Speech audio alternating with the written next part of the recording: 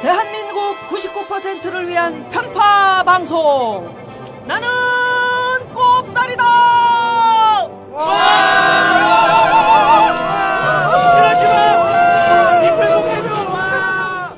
네, 세상이 밝아지면 없어질 방송, 나는 꼽살이다. 금주 10일에 시작합니다.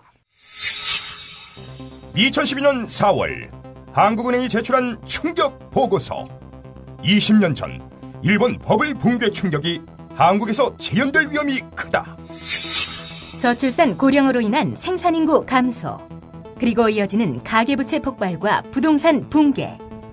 지금 내 지갑이 얇아지고 있는 건 시작에 불과하다.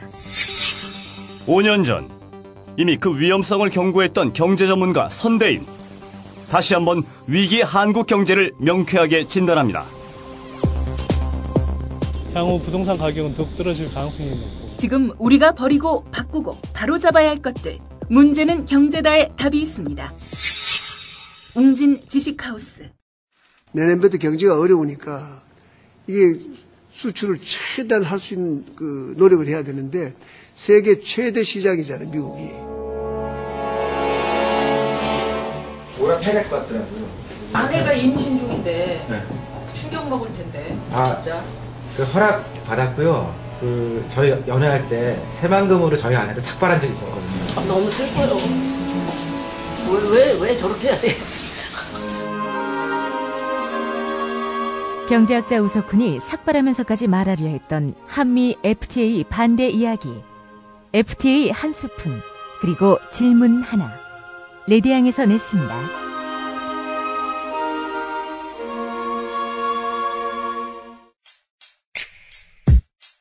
예, 완벽하신 각하께 도덕적으로 완벽하신 각하를 위해서 밤잠까지 설쳐가며 용감한 내시 뭉쳐. 정치에게 쫄지마, 또 경제에게 속지마. 세상이 밝아질 때까지 끊임없이 외친다. 국민에겐 헛소리 다 들켜놓고 큰소리. 낙곱살이 밝혀내는 권모술수 눈속임. 사람값이 싸구려인 물질 만능 사회. 빚더미에 파묻혀버린 희망은 어디에. 당신이 골프장 룸살롱에서 미소 짓고 있을 때 우리 아들들은 몇 년 지난 중국살로 밥을 줘. 세금으로 채택하는 MBC선 공화국. 못 살겠다 못 참겠다 도대체 이게 뭐냐고. 강자들이 약자들을 가지고 노는 게임 싸우고 부딪혀봐도 여전히 정해져 있는 손해. 모두가 원하는 건 그저 작은 희망인데 이미 병든 나라는 우리를 씹어뱉어. Black Korea 지금은 위급함의 챕터. 90%가 개털되는 미쳐버린 갬블. 인생을 게임으로 바꾼 각하에게 외쳐. 도덕적으로 완벽한 당신이 바로 챔피언. Black Korea 지금은 위급함의 챕터. 90%가 개털되는 미쳐버린 갬블. 인생을 게임으로 바꾼 각하에게 외쳐. 도덕적으로 완벽한 당신이 바로 챔피언. Yeah. 나는 꼽살이다. 지난번에 말이죠, 오프닝에 와 이거 애청자 여러분들이 녹음한 거, 가족끼리 또는 단체 뭐 친구끼리 이렇게 녹음한 거 보내달라고 그랬어요. 참 우리 프로그램이 인기가 있다는 거 이거 실감해요. 딱 한 건 왔어요. 찌라시바. 이 친구들 없었으면 우리 어떻게 살 뻔했어? 돕고 서로 돕고를 사는 그러니까 거예요. 고마워 찌라시바. 아니 근데 뭐 400만이 듣는다면서 도대체 어디서, 그러니까 누가 어디서 듣는 거예요, 도대체? 뭐 우리 다 이 저기야? 지하에서 들어?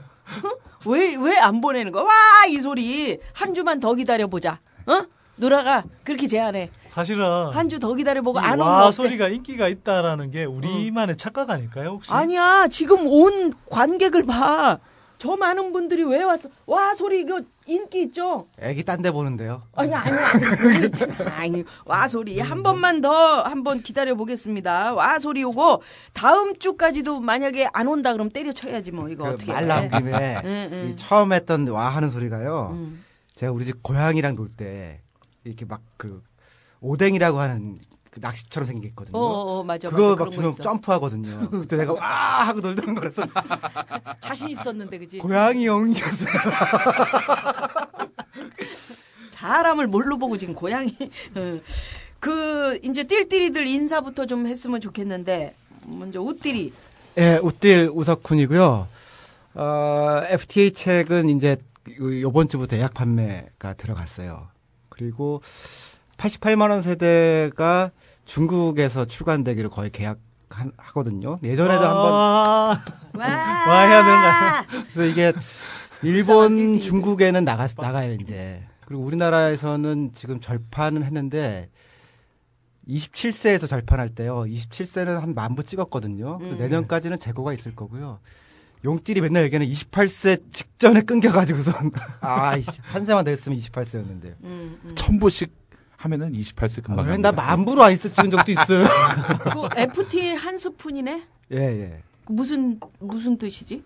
말 그대로 한 스푼이에요. 그 사람들이 한 스푼만큼만 FTA를 더 알면은 우리의 운명이 바뀔 거다. 그렇지. 처음에는 모든 공포의 총합 이렇게 해서 좀 무서운 버전을 했는데요. 모두를 하고 나니까 FTA 된 모든 얘기 써야 될 것 같아 부담이 있어서 내가 못 쓰겠더라고요. 그러게. 나 한 스푼만 쓸래요 그러고서. 뭐 하이타이도 아니고 한 스푼 괜찮다. 하이타이 오래간만에 들어보지. 하이타이. 언제쯤? 언제쯤 하이타이냐 세제가. 요 바로 전책이요. 부대라고 하려고 했더니 그 부제가 하이타이가 된다 그래서 못했어요. 그런데. 자 우리 우띠리 인사드렸고요. 이 우띠리 책도 많이 좀 사랑해 주시고 FTA 한 이번 거는 제 책이라서가 아니고요. 네. FTA 문제 때문에라도 좀 사주시면 고맙겠어요. 그렇지, 예. 그렇지. 우리 선띠리 인사. 뭐 저는 책도 안 쓰고 있고. 연구소 도장 되셨잖아요. 연구소 지난주에 뭐 하여튼 오픈 기념 강연을 했는데 하여튼 많은 분들이 와주셨어요. 이 벙커원 이 지하를 꽉 메워주셨고 뭐 계단까지 이렇게 하여튼 많은 분들 앉을 정도로. 우리가 1986년부터 국민은행 주택가격지수가 작성되기 시작했는데 91년 초까지 올랐다가 외환위기 때까지 반토막 났다가 2000년 6년 말 2007년까지 올랐다가 그 이후부터 지금 꼬꾸라지고 있는 겁니다. 명목 가격으로 하면 2008년 중반이 고점이고요. 그래서 지금 떨어진 건 한 여기까지 떨어져 있습니다. 어깨까지. 근데 이렇게 이야기하니까 그럼 어깨에서 바닥 찍고 올라갑니까? 이러는. 진짜 못 알아들으신가 안 알아들으신 건지. 그러니까 네, 진짜 뭐 우리 굉장히 감사하더라고요. 선띠리의 인기를 실감하는 게 너무 많은 분들이 한꺼번에 오셔가지고 주차하시는 선생님께서 정신이 없으셔서 누나 차키를 잊어버렸었어요. 그래서 누나는 집에 못 가고 선띠리 저 강연하는 동안 계속 밖에서 앉아 있다가 그 키를 찾아준 사람이 세금혁명당 결국은 당원이잖아요. 세금혁명당 단원이란다. 당원 차에 있었던 거지. 그 이분이 집에 가서 보니까 내 키가 있더라는 거야. 그래서 찾아주셔가지고 감사합니다. 우리는 그거 해결한다고 그때 같이 동동거리고 있었죠. 동동거리고 누님 사부님이 좀 사례를 하고 싶다고 이렇게 자꾸 연락을 주시는 모양이에요. 그래서 제가 그냥 감사의 뜻만 전해달라고 이야기하던데 무슨 뜻을 그렇게 저는 정하나요? 감사의 뜻은요 저한테 베풀어 주시고요. 싫어요. 그리고 그 오픈 기념 강연은 이제 지난주에 했고요. 사이트 오픈은 이번 주 수요일부터 그러니까 사실 내일인데요. 내일부터 하는데 한번 놀러 들어오십시오. sdi nomics.com 그러니까 SDI는 제 이름 이니셜이고 노믹스는 이제 이코노믹스 할 때 노믹스. 니네 두 띨띨이 지금 여기 우리 꼽살이다 하는 것도 어렵다 그러면서 좀 쉽게 풀어달라고 그런 요구 조건이 계속 들어오고 있는데 그 주소까지 그렇게 어렵냐? 인터넷 주소로는 상당히 쉬운 거예요. 그래? 네. 니한테나 쉽지. SDI가 뭐? SDI가 뭐? 근데 짧은 거는 이미 많이 선점을 당했어요. 예를 들면 선덱스 이런 걸 하려고 그랬는데 없어 이미. 그래. 하려고 선덱스는 선딜 있을 거 아니에요. 아니야. 선덱스는 하려고 그랬더니 선팅 업체더라고. 아니 그게 아니라 선딜.com 그럼 되잖아요. 그래, 선딜.com 좋다. 그렇게 하지. 꼭 배우실 텐데 그건. 엄청 쉽고 많은 사람들이 들어갈 텐데. 에이 바보. 자. 그래서 딜딜이잖아. 아니 SUNTTIL 선딜. 좋다. 바꿔도 돼 지금이라도. 이건 비었을 거 아니야. 사람들한테 물어보자. 딜딜한 것도 서러운데 지금 눈이 그런 걸로 또 구박해. TTIL. TTIL 좋다. 트위터 아이디를 그걸로 하라고. 그거 괜찮다. 네. 예. 자, 그러면 이어서 용띠리. 네. 잘 지냈습니다. 요즘 일이 많이 이런 일이 많은 건 전 좋습니다. 좋아? 예, 좋습니다. 돈이 없는 게 안 좋겠죠. 그렇지. 살은 안 빠진 것 같다, 근데? 아닙니다. 저 헬스클럽 벌써 3주차입니다. 3주 그러니까 좀 살이 있는 애들은 지들은 뭐 살이 많이 빠졌네 뭐 3주차 다녔네. 근데 우리가 볼 땐 똑같아. 아니 근데 저는 살 빠질 목적이 아니라 건강을 위해서. 그렇지. 지난주 얘기했던 아니, 그 건강. 말이 그 말 아니에요 사실. 암보험이 안 된다는 말에 더 열심히 운동하게 됐습니다. 당해가지고. 예, 그렇습니다. 예. 그 교회 만들어 신문 만들어 네. 또 뭐 강좌하고 그렇습니다. 대학까지 만들라고. 대학을 만드는 게 아니라 여기 저 앞에 독서 모임을 시작했습니다. 오 좋다. 보수의 그 실체를 파악하기 위해서 미국, 영국, 프랑스, 한국의 보수를 연구하는 독서 모임을 시작했습니다. 그래서 이번 주에는 프랑스 혁명에 관한 성찰이라는 프랑스 혁명. 버크. 오, 에드먼드 버크 제가 책을? 에드먼드 버크의 책을 읽는데 존나게 어렵더라고요. 근데 거기서 가장 내가 눈여겨 보게 됐던 부분은 뭐냐면은 불평등은 자연의 질서다. 보수의 핵심 이념이란 거죠.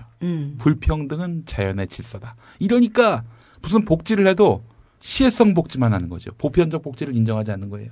불평등의 구조를 그대로 두면서 이 사회는 유지돼야 한다라는 이런 보수의 속살 이걸 들춰내는 그런 좋은 그 정도만 해도 정통 보수죠.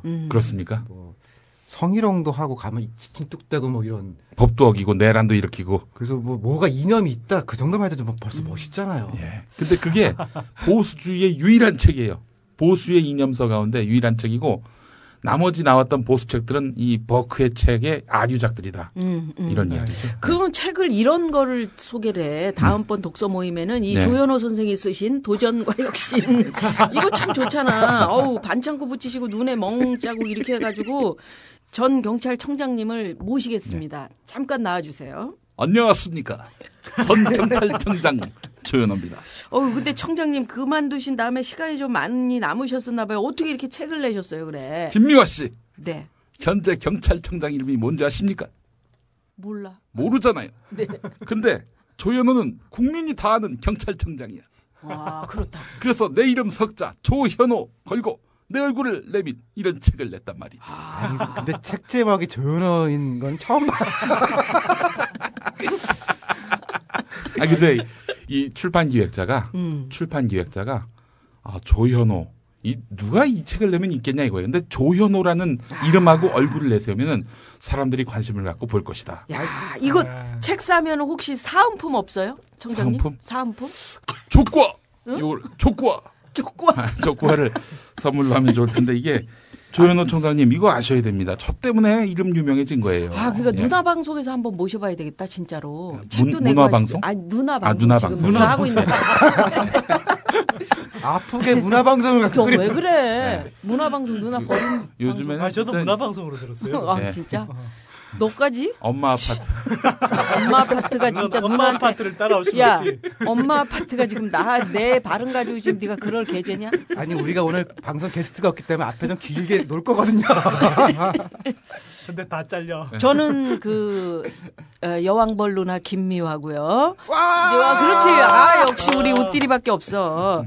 제가 오늘 목소리가 이제 좀 지난주보다 훨씬 좋아졌고 낭낭하고 아름다운. 그런데도 약간 그 콧소리가 좀 있지. 곡에 요게 약간의 매력이야? 바이브레이션 들어가서 그러니까 평소보다 깊이가 좀 있어요. 그러니까 이게 내가 심수봉 여사의 마음을 알겠어. 이 코가 잠깐만, 이렇게 되니까. 누님 이야기하는데 형님이 막 이야기하니까 영화 아부의 기술이라고.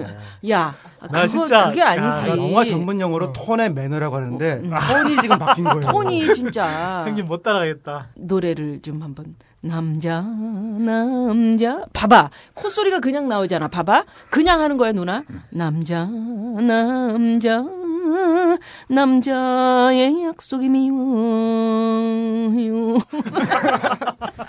안 된다.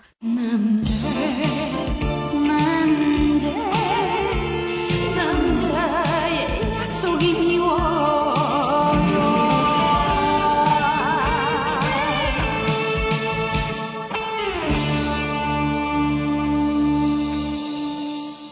오늘 제가 얘기할 토크의 제목은 공포의 백드래프트.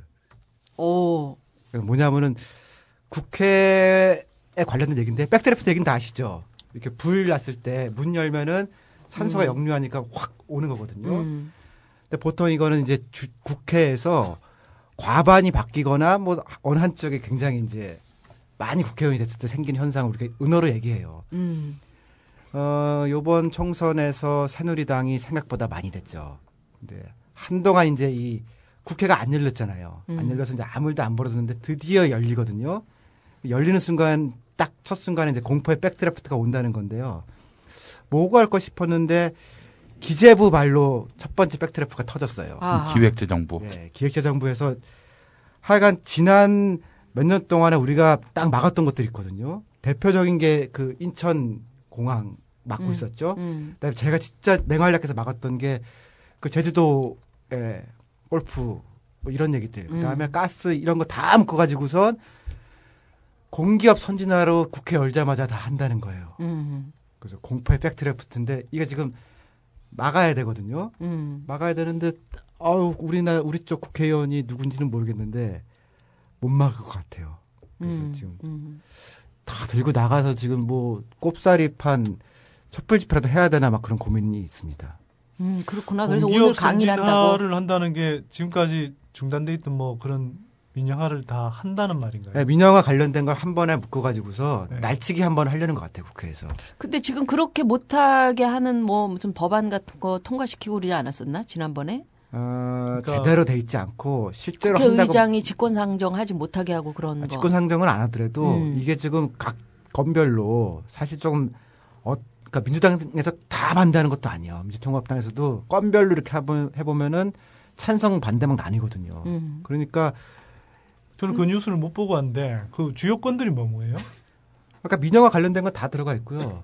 인천공항으로 들어가 있고 가스도 들어가 있고 전기 들어가 있고 하다못해 골프장까지 다 들어가 있어요. 전기는 한전을 그러면 지역 한전들을 한전 기술에 관한 구조조정인데 그렇게 헤드만 있어도 저도 그 내용을 아직 다 나온 건 아니거든요. 근데 한국건설관리공사, 한국관광공사, 중문관광단지. 그게 그 제가 말했던 골프장. 국민체육진흥공단 그리고 스포츠센터. 그리고 부천역사, 롯데역사, 그리고 여수 페트로. 이런 공공기관 출자 회사도 정리한다고 하네요. 그러니까 일단 하여튼 뭐 양쪽 국회의원들이 있기 때문에 이제 우리 국회를 믿어야지 개원하면 이제 어떤 일이 벌어질지 한번 좀 믿고 한번 봐야지 뭐 보다가 진짜 뭐 어떡하냐. 우리는 국회 밖에 있는 사람들. 개원한다고 문 여는 순간에 불 팍 터지는 그런 일이 지금 벌어질 것 같다 이거죠. 지금 새누리당의 스탠스를 잘 봐야 될 것 같은데요. 스탠스 전문용어 나왔다. 그러니까 뭐 지금까지 박근혜가 이명박하고 자기는 다르다라고 막 굉장히 차별화 많이 하고 쇼를 했잖아요. 근데 만약 기획재정부가 지금 공기업 선진하라라고 이렇게 뭐 지금 내놓는 안들을 지금 새누리당 주도 국회에서 만약 통과시켜 준다 그러면 사실 이명박 2라는 걸 스스로 입증하는 거 아닌가요? 지금은 사실 뭐 새누리당이 거의 박근혜 당이잖아요. 그러니까 하여튼 뭐 새누리당이 정말 뭐 이명박하고 그래도 그나마 좀 차별화되는 당이 그러니까 차별화되는 세력이라고 진짜 내세우려면 진짜 이런 건 그런 식으로 무지막지하게 통과시키면 안 되겠죠. 누나가 지금 이제 하여튼 우띠리 때문에 말이 끊겼는데 오늘 주제가 이게 선띠리가 골랐다는 게 이게 불안하다고. 뭐가 불안해요? 얘는 말이 길잖아. 거기다가 불안한 게 오늘 주제가 담합이에요. 담합. 이거 아닌 밤중에 웬 담합 얘기냐 말이지. 짬짬이 우리말로는? 뭐 짜고 치는 고스톱이죠. 근데 담합이 그렇게 많았나? 엄청 많았죠. 뭐 지금 뭐 대충 다 우리가 뭐 기억할 수 있는 것만 해도 예를 들어 가장 최근에 일어났던 게 이제 휴대폰 그 가격 담합. 그러니까 내수용은 56만 원에 파는데 수출용은 한 24만 원에 팔거든요. 그러니까 국내에서 그렇게 이제 담합을 해서 휴대폰 한 대당 한 30만 원씩 이제 휴대폰 제조사들하고 통신사들이 이제 비싸게 불러먹는 거죠. 소비자들 털어먹는 거고요. 또 얼마 전에 라면 라면 담합 사건이 벌어졌죠. 그게 공정위에서 적발한 게 2001년부터 10년 동안 해왔다는 거고. 그게 이제 다 그런 식으로. 그다음에 PC, 모니터, 있고. 보험, TV까지 세탁기 거의 우리가 주요하게 사는 상품, 심지어 보험 같은 서비스까지 담합을 안 한 게 없어요. 그리고 그런 담합들을 거의 대부분 이제 재벌 대기업들이 주도했다는 거. 그렇지. 뉴스에서 보면은 네. 대기업에서 뭐뭐 담합해가지고 걸려가지고 공정거래위원회라는 데서 과징금 때리고 그렇죠. 과징금 많이 물려면 몇백억도 그렇게 물리고 그러던데 이게 담합의 정리를 한번 내려봤으면 좋겠는데?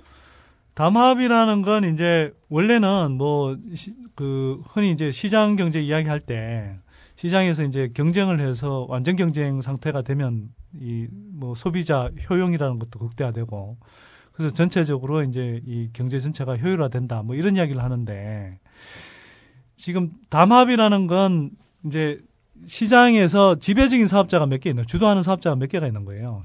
그래서 보통 한 3개에서 한 5개 정도의 이 소수의 사업자들이 짜는 거예요. 가격을 맞추거나 또는 수량 같은 것들을 맞춰갖고 공급량을 맞추는 거죠.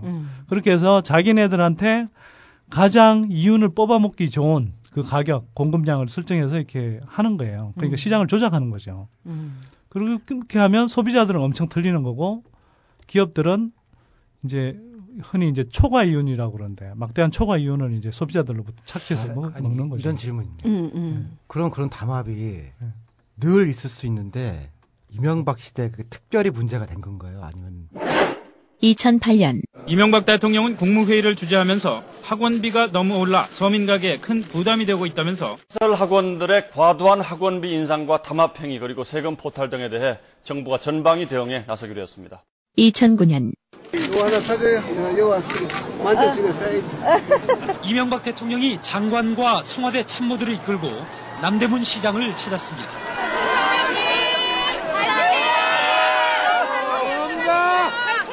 이명박 대통령은 가격 담합을 철저히 감시하라고 지시했습니다. 2010년 또한 일부 중간 상인들의 독과점이나 담합으로 산지 농민은 고성에서 싼값에 팔고 소비자들은 비싼 값에 사 먹어야 하는 경우도 많습니다. 이명박 대통령이 농수산물과 생필품의 유통 구조를 개선하겠다고 강조했습니다. 담합 등의 불공정 행위를 묵인하지 않겠다는 의지인데요. 2011년 여기에서 이 대통령은 국제 유가는 내리는데 어떻게 된 거냐. 주유소 등의 행태가 묘하다고 언급했습니다. 공정거래위원회는 정유업계 담합 행위를 조사하겠다고 팔을 걷어붙였습니다. 그러니까 그렇지. 지금 문제가 된 건가 지금 아니면은 그렇지. 예전부터 쭉 있어왔던 거냐. 그렇지. 담합이라는 거는 늘 있어왔던 거야. 형님이 답을 해야지. 늘 있어왔던 거 아니야. 갑자기 그런 질문이 갑자기 생겨가지고선. 물어본 건데. 아니 담합은 계속 있었는데요. 지금 생각이 난 거예요? 이번 주에?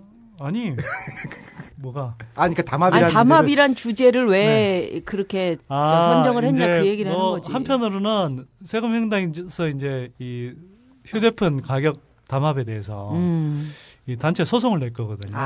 그래서 이제 뭐 그런 것도 있고 그다음에 사람들이 물가 이러는데 물가가 높아지는 여러 가지 이유들이 있어요. 뭐 환율 효과도 여러 차례 설명했고 사실 부동산 가격이 뛰면은 그게 이제 전반적으로 고비용 구조를 만드니까 물가가 뛰는 것도 있고 있는데 이게 우리가 사는 주요 상품들, 서비스들 이런 것들이 사실은 다 담합을 해서 아까 휴대폰 이야기했잖아요. 이걸 그 소비자 한 사람당 30만 원씩 비싸게 주고 사게 만들거든요. 근데 이런 상품들이 한두 가지가 아니란 말이에요. 근데 뭐 어떤 동네 가면 예를 들어가지고 분식점에 가면은 라면 값은 보통 똑같고 또 뭐 중국집 가면 짜장면 값 똑같고 비슷해. 근데 대충 뭐 그런 담합은 어디에나 있는 거지. 그래 한 집이 뭐 짜장면 값을 내리면 딴 데도 같이 내리고 그래서 가격 경쟁 붙다 보면은 뭐 팔아도 남는 게 없고 다 망하는 거다. 그러니까 장사하는 사람 입장에서는 피치 못하게 담합이라는 게 좀 있을 수 있는 거 아닌지.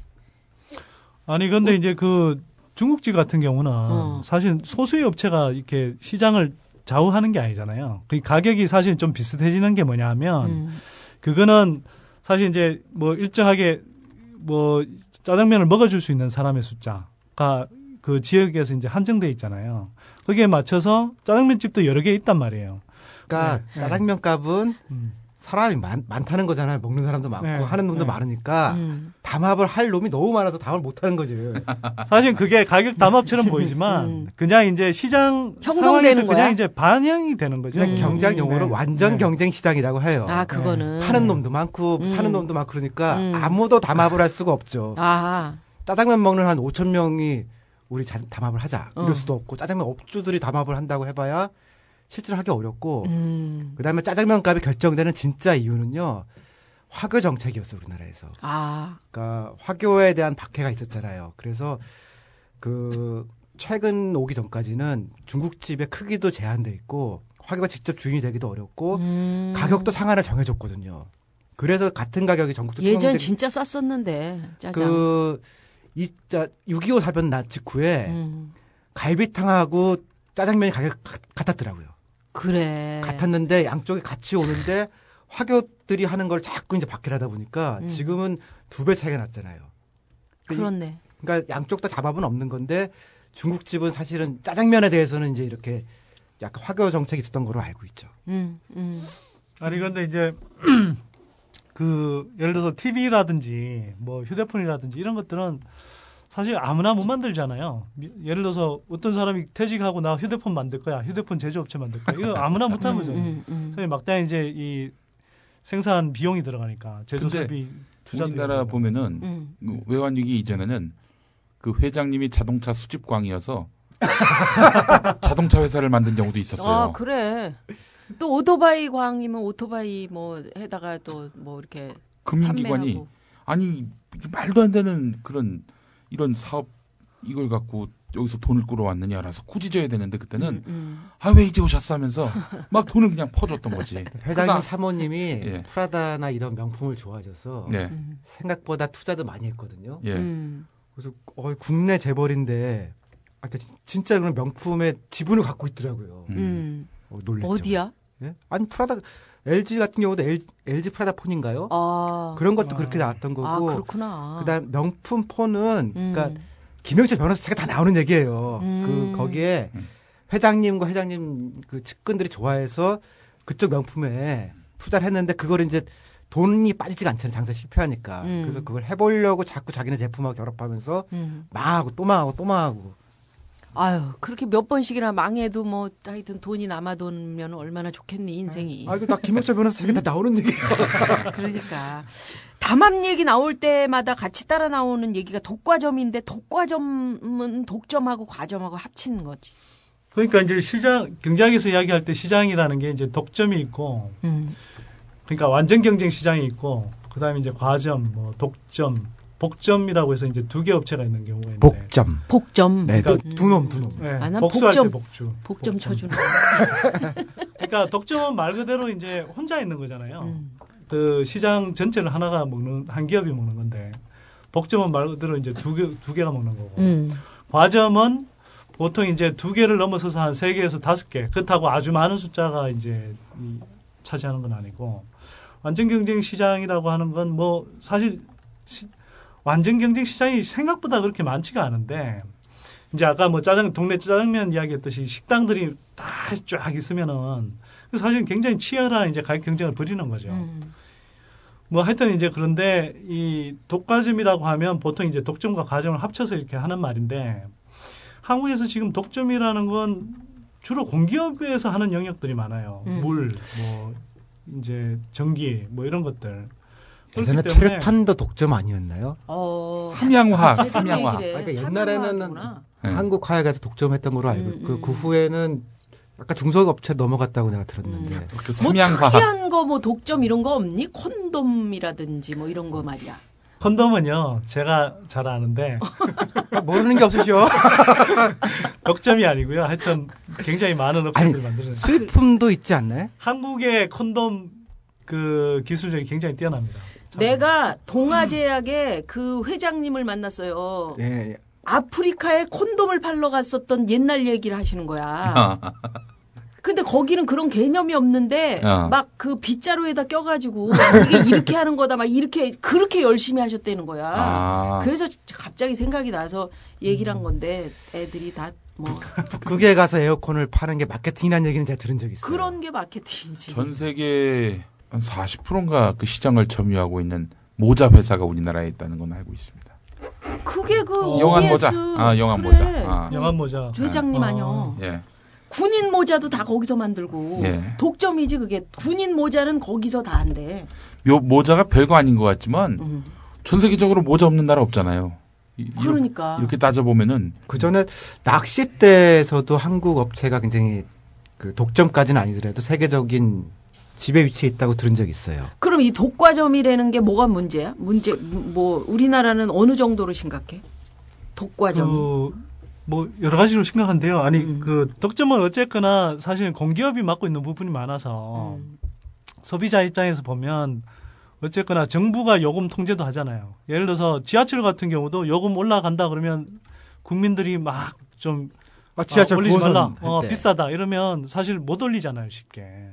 그러니까 그런 게 있는데 문제는 완전 경쟁 시장이야 뭐 소비자들이 얼마든지 이렇게 선택할 수 있는 뭐 상황이니까 문제가 없는데 이 과점이라는 건 뭐냐면 소수의 업체들이 짜고 치는 고스톱을 해서 진짜 가격을 막 올려버리면 이거 소비자 피해가 너무 큰 거죠.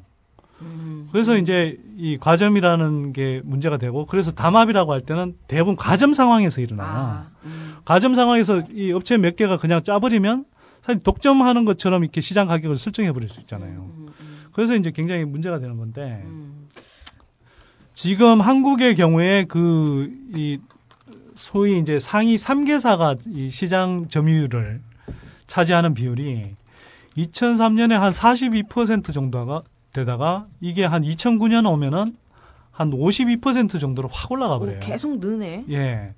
그리고 이게 특히 이제 시장 고착 그 상태의 그런 산업 분야가 있거든요. 그게 5년 동안 이제 시장 점유율 상위사가 이제 전혀 안 바뀌는 그런 이제 산업 분야 또 상품 분야 숫자도 계속 늘고 있죠. 거기다가 이게 이제 아까 제가 말씀드렸듯이 이제 여기서 담합이 많이 심해져서 소비자 물가가 올라간다라는 증거 중에 하나가 뭐냐면 2003년부터 2008년까지 시장 그 과점 구조가 이렇게 고착돼 있는 이런 그 상품 분야의 소비자 물가 상승률이 한 24% 정도 돼요. 그 2003년부터 2008년까지 한 6년 동안에. 근데 같은 기간 동안에 소비자 물가 상승률이 한 16% 정도밖에 안 되거든요. 그러니까 이제 상대적으로 과점 상태에 있는 이 상품 분야에서 기업들이 사실상 담합을 해서 이렇게 가격을 높게 이렇게 제가 고착시키는 조금 거죠. 전에 이게 원래 있던 문제냐, 요번 정부 문제냐고 얘기를 했었잖아요. 근데 요번 정부에서 두 가지가 대기업들한테 좀 잘해줬어요. 좀 특이하게. 그러니까 대기업들이 과점 상태를 고착시키기 훨씬 좋았죠. 그 다음에 이제 그걸 감시하는 공정거래위원회나 시민단체나 뭐 그런 게 있어야 될 거 아니에요. 근데 시민단체는 사실 이명박 시대에 잘 힘들었죠. 왜 못 막어? 정부도 그렇고 왜 안 막어? 아니 시민단체가 또 활동하는데 뭐 이렇게 지원금도 사실 좀 필요하고 근데 그런 여건들을 다 막았잖아요.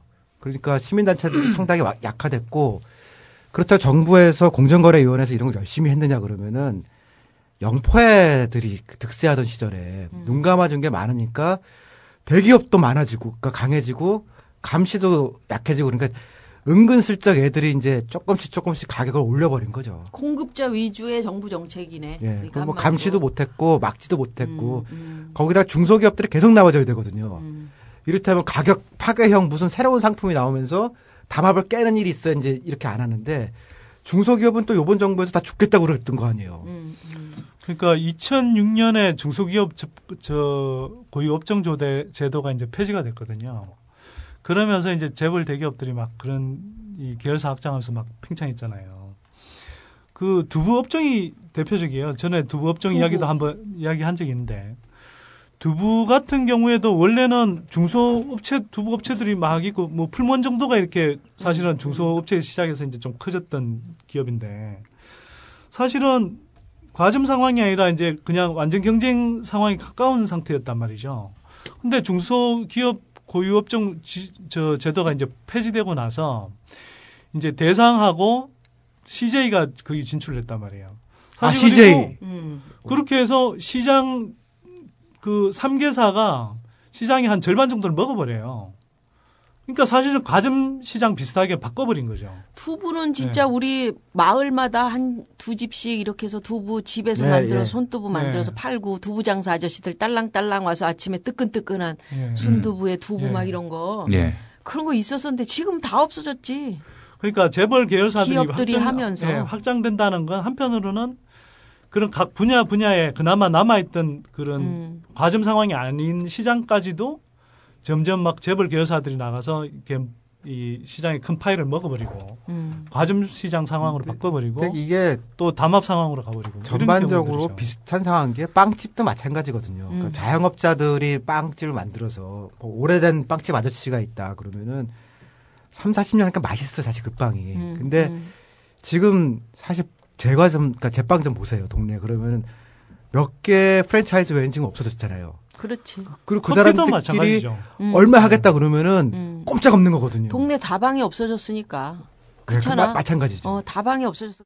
24시간 황금 시간대에 보내드리는 방송 99%를 위한 편파 방송. 나는 꼽살이다. 낱낱이가 말리자 그들의 속셈 산산이 조각내자 그들의 계획 쫄지마 그들 앞에 겁내지 말고 졸지마 이들에게 귀 기울여 빨리 씹대야 우일 세금혁명 당선 1 시사돼지 용딜 우리의 여왕벌 루나 김미화 카카의 호연적인 경제정책 가족과 기득권 무한 사랑 나라 돈 야금야금 꼽을 치네 근데 왜 니네들은 세금 안 내? 형 누나 조심해요 그러다 잡혀가요 행복한 세상이 올 때까지 여러분은 계속 떠들어야 합니다. 계속 나는 꼽살이다. 그러니까 먹는 얘기를 해서 그러는데 우리 여기 나는 꼽살이다 우리 팀의 문제를 좀 얘기를 해보면 이 식탐 독과점 이거를 진짜 막고 싶은데 우리 계속 좀 뭐 고기 좀 먹어보려고 그러면 용띠리가 뭐 그렇게 돼지고기 1인분 뭐 이렇게 구워 먹어야지 하고 있으면 어느새 이게 다 없어졌어. 1인분 더 시켜가지고 금방 어떻게 그렇게 후루룩 먹어. 고기는 이렇게 좀 쫄깃쫄깃하게 즐기면서 먹어야 되는데 무슨 국수도 아니고 후루룩 먹는데 그거는 어떻게 되는 거예요? 이거? 저한테 뭐라고 하실 게 아니라 실은 우리 김총수 이분은 정말 정말 종육주의자입니다. 아니 모든 음식이 다 고기예요. 아니 그리고 난 진짜 우리 저 여기 벙커원에 있는 주 기자, 그다음에 뭐 김총수, 용띠리, 우띠리, 선띠리, 너들 먹는 거 보면 진짜 구역질이 나와. 왜요? 왜냐하면 고기를 퍼먹으면서 어떻게 술을 안 먹을 수가 있어. 아, 난 이해를 못해요. 저는 아니 지금 어떻게 고기에 술이 그 목이 메어 갖고 들어갑니까, 여러분? 아니 근데 그걸 꾸역꾸역 맛있다고 먹어요. 아니 그것도 콜라를 시켜놓고. 아 저는 사이다 시켜요. 그게 말이 되냐고. 형님 저는 좀 억울해요. 저는 술도 마시는데. 형님이 금주하는 동안 나는 계속 음주했다니까. 옆에서 또 금주하니까 또 먹을 수도 없고 이런 지난주 상황이잖아. 트윗에서 어떤 분들이 그 얘기를 하셨는데 그 비슷한 얘기가 그 동물복지 한번 하려고 하거든요. 그러면서 이제 채식주의 얘기를 좀 모으다 보니까 낙검수 팀에다가 너무 고기 얘기만 하지 말고 채식 얘기도 좀 해달라고 이렇게 건의가 있었습니다. 왜 채식 얘기 하잖아. 우리 상추에 싸먹는다는 얘기 안 드렸나요? 채식 얘기 해줘. 뭐 이것저것 하고. 그다음에 우리 그 로고 불러주는 친구들 있잖아. 우리 나는 꼽살이다에. 어우, 그 굉장히 잘하잖아.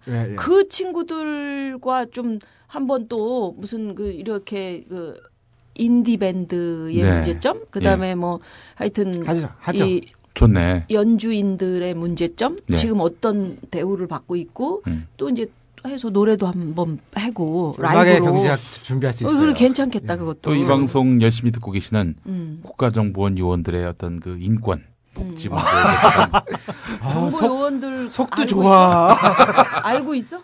그럼 우리 방송 얼마나 열심히 듣는데요. 명진 스님이 그 주지로 계실 때 봉은사. 그렇지. 그때 계속해서 전화를 걸면 전화 소리가 이상하고, 뭐 이렇게 좀 잘 끊기고 띠딕띠딕 하고 막 이런 소리가 들려가지고 계속 이제 신도들하고 통화하고 나서 끊습니다. 그리고 전화 딱 끊으면은 자기는 안 끊고 지금 내 전화를 듣고 있는 사람 가족들 편치 못할 거고 길을 가다가 엎어질 거고 뭐 애가 아플 거고 그런 줄 알고 뭐 이렇게 해서 욕을 하고서 매번 끊으셨대 전화 할 때마다. 누군지를 모르는 실체를 그러니까 그냥 전화 소리가 이상하고 좀 느낌이 이상해가지고 계속 한 몇 달을 그랬더니 어느 날 전화가 왔다는 거 아니야. 두 사람이 찾아와서 스님 저 좀 봐요. 그 와가지고 그 커피숍에서 스님 저희는 위에서 시켜서 할 수 없이 하는데 왜 그렇게 우리 가족을 악담을 하시고 큰 스님이 악담을 하셔가지고 우리가 불안해서 살 수가 없어요. 그 우리도 끝날 때 여기다 욕을 좀 붙이자. 그럼 우리 소비자들한테 이 독과점이라든지 담합이라든지 이런 것들로 해서 구체적으로 어떤 피해가 오는 거예요? 우리한테 비싸지는 거죠. 비싸지나? 비싸지죠. 이를테면 500원짜리가 700원 됐다, 1000원 됐다 그러면 예. 이런 거예요. 아까 말씀드렸잖아요. 휴대폰 가격이 사실은 30만 원에 살 수 있는 걸 60만 원에 파는 거거든요. 라면 지금 한 뭐 700원이면 되는 걸 그 사람들이 1000원씩 받고 파는 거죠. 뭐 예를 들면. 아니, 당장 우리 그 기름값이 제가 에너지 전공했던 사람인데 제가 되게 이상하거든요. 그래서 공무원들한테 물어봤더니 자기들도 이상하대요. 그 담당자들한테 물어보니까. 그러니까 정유사 같은 경우는 거의 담합이라고 보죠. 그러니까 예전에 그 삼성전자하고 LG전자가 담합해서 그 세탁기 그 한 20만 원대짜리를 만든 적이 있어요. 그게 불과 한 5, 6년 전인데 그때 20만 원짜리를 만들다가 이게 잘 팔리기는 하는 찾는 사람들은 꽤 있는데 이게 별로 마진이 안 남잖아요. 그러니까 이 사람들이 어느 시기에 이제 새로운 세탁기를 50만 원대짜리를 내면서 20만 원짜리를 다 한정시켜 버렸어요. 그러니까 담합을 해서 이제 그렇게 해버린 거죠. 그러면 실제로 저렴한 그 세탁기를 이용해서 살 수 있었던 사람이 울며 겨자 먹기로 50만 원짜리 그 세탁기를 사야 되는 상황이 벌어지는 거예요. 야, 누나 이 투지폰 있지? 011 번호를 안 바꾸려고 내가 이거를 새로 바꿨는데 예. 이게 30만 원을 달래. 투지폰을? 그러니까 이게 이제 안 나오는 거야. 그래가지고 안 팔고 뭐 이러니까 새로 나왔는데 이걸 막 금액을 막 올려서 막 받으니까 그러려면은 3G를 사고 010으로 바꾸지. 그렇게 생각하잖아. 사람들은. 그래서 야 이거는 억울하다 싶으면서도 어차피 나중에 뭐 바꿔야 되면 바꾸는데 지금은 너무 억울하다 이런 생각 들던데. 그건 담합하고 상관없는 거지. 아니 그것도 사실은 담합 구조인 게 없애버린다는 거야. 그러니까 여러 개 제품이 있고 여러 개 회사가 있으면은 그거를 또 공급할 회사가 있겠죠. 근데 두세 개밖에 없으니까 얘네들이 우리 옛날 망 못 쓰게 하자라고 딱 해버리면은 그래 그런 거야. 없는 거 아니에요. 그런 거야. 망을 안 쓰려고 생각을 하니까 그렇게 되는 거지. 그러니까 그거 만드는 회사가 만약 중소기업 업체가 하나가 있다. 그래서 예를 들어 한 뭐 10만 원 정도 공급할 수 있다 그러면은 니치마켓이라고 부르잖아요. 경영학에서 그 틈새 시장으로서 충분히 올 수 있는데 담합 구조는 그 틈새 시장을 다 메워버리잖아요. 근데 이런 거는 어때? 요즘 그 의무 휴무제 때문에 말이 많은 대형마트. 그 일요일에 여기 뭐 소송에서 이겼는데 아주 이제 미어 터졌다.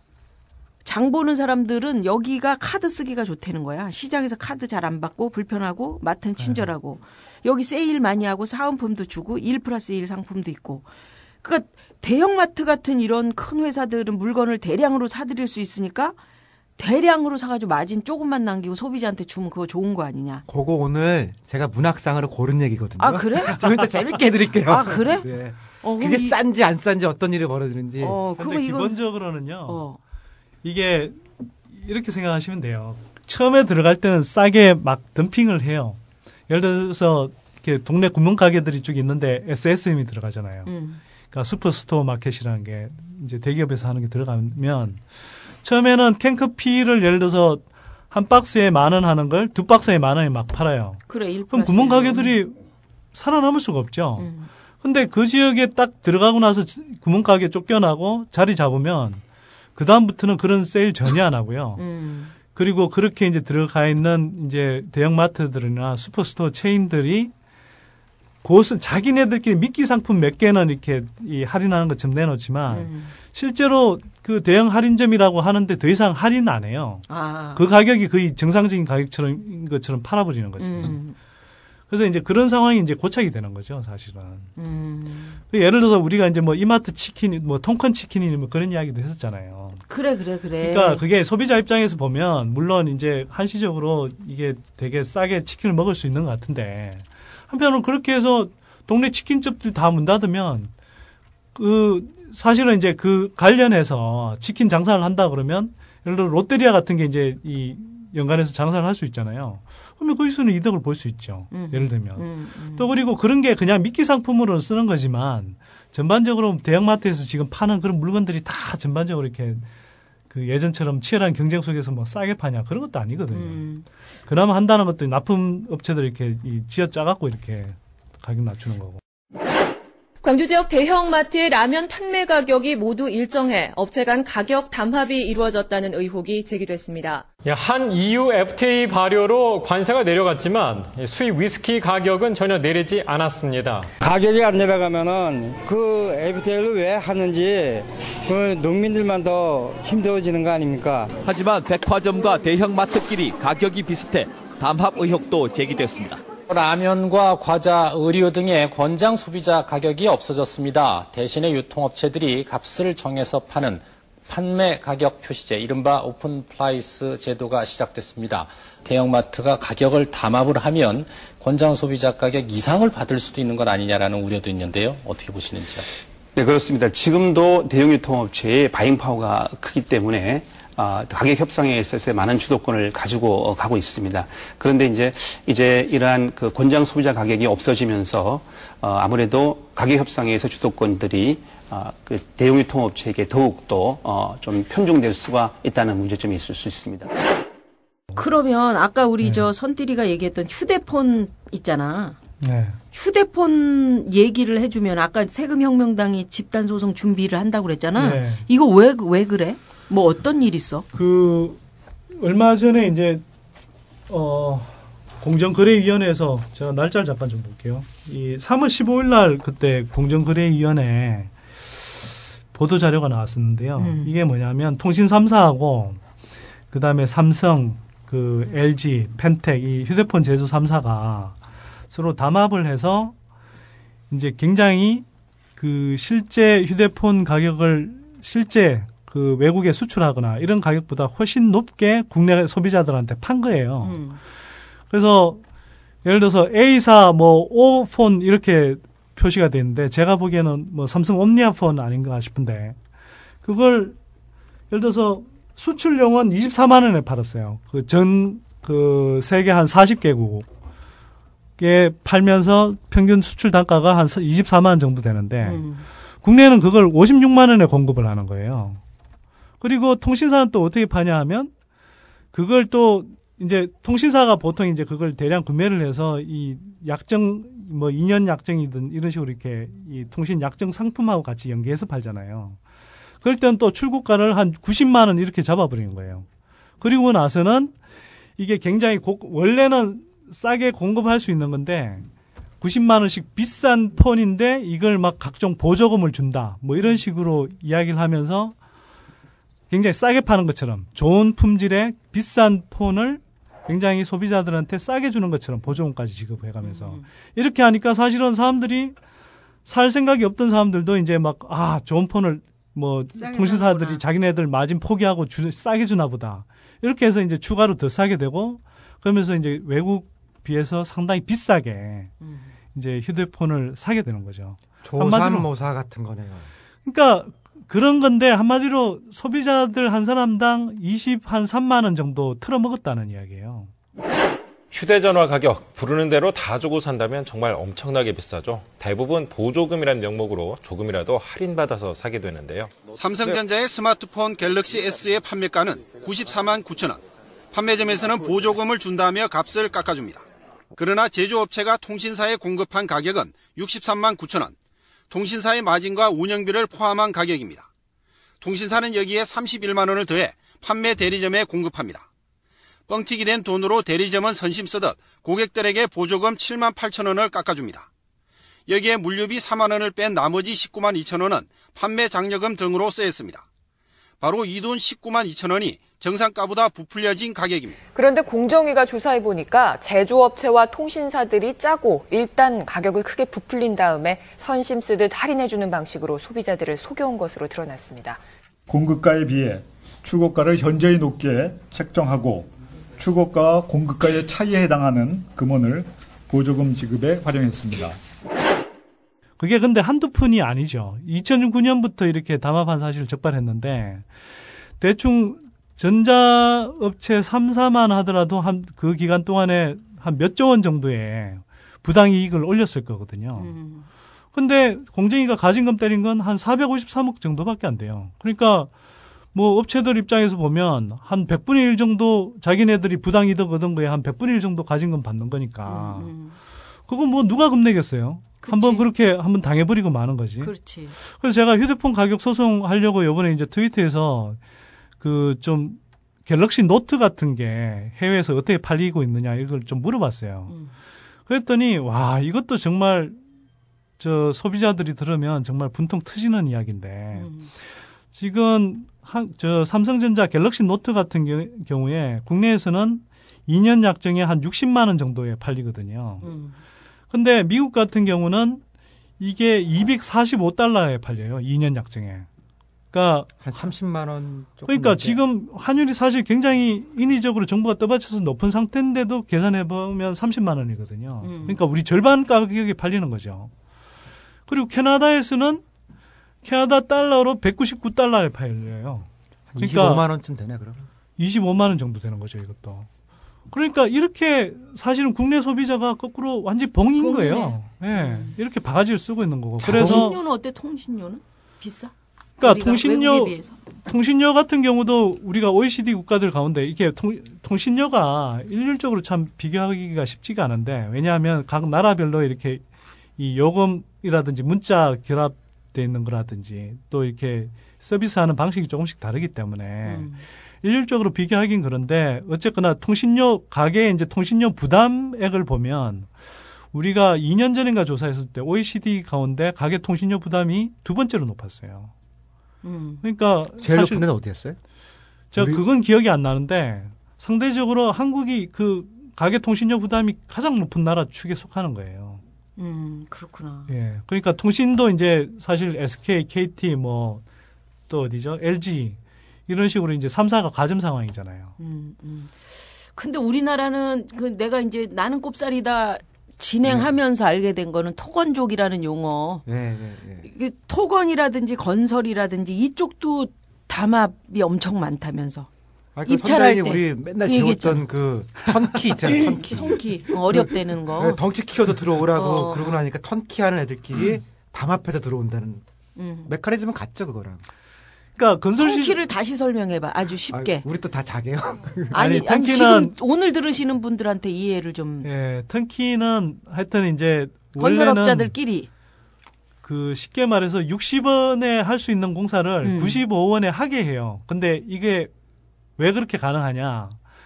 상위 재벌 한 6개 건설업체들 또는 10개 건설업체들이 담합을 하는 거예요. 턴키 담합을 하는 거죠.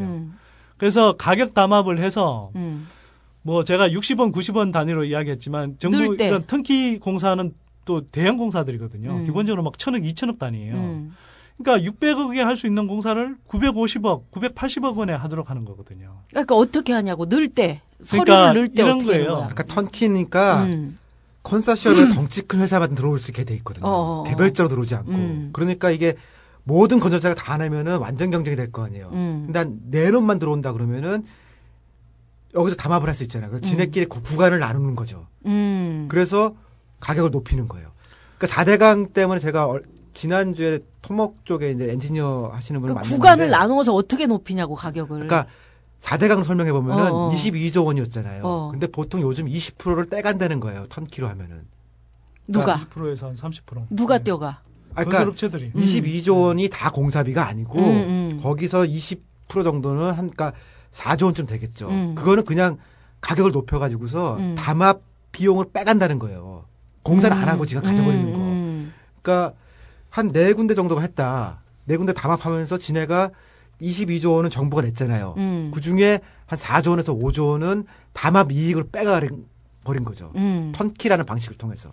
근데 이제 그 담합을 어떻게 하냐면 아까 형님 이야기했지만 건설업체들 굉장히 많잖아요. 그러면 이게 과점 시장이 아니잖아요. 턴키라는 입찰 방식에 한해서는 이게 이제 담합을 할 수 있는 조건을 만드는 거예요. 어떻게 만드느냐.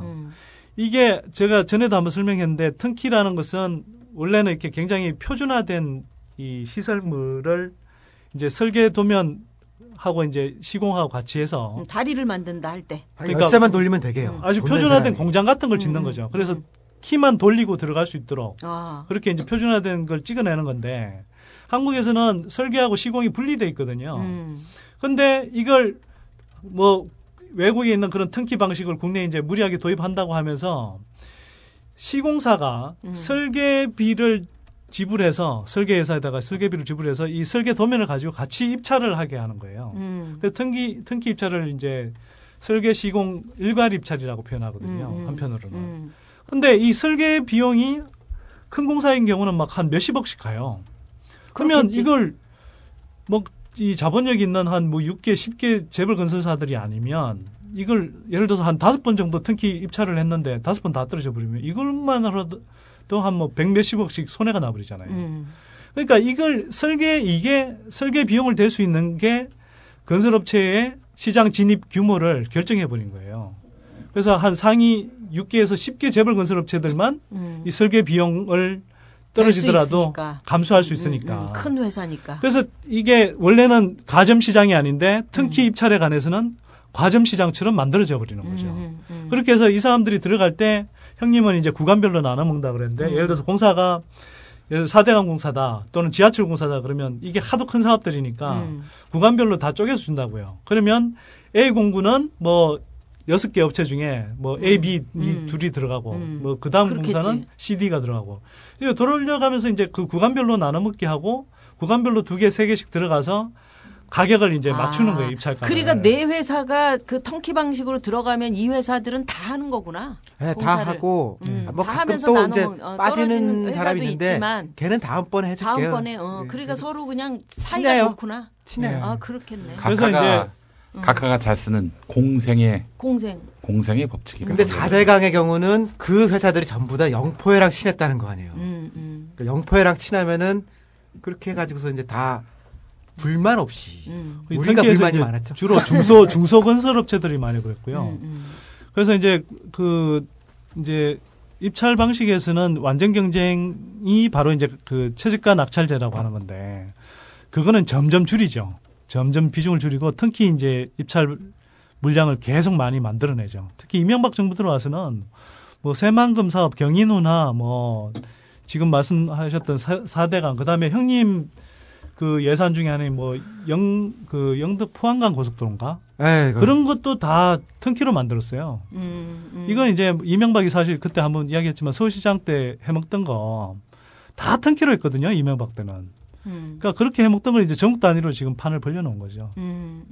그러니까 이게 근데 공공뿐만 아니고요. 민간에서는 이게 이제 뭐 어떤 지역에 지금은 없어졌는데 동시분양이라는 걸 하잖아요.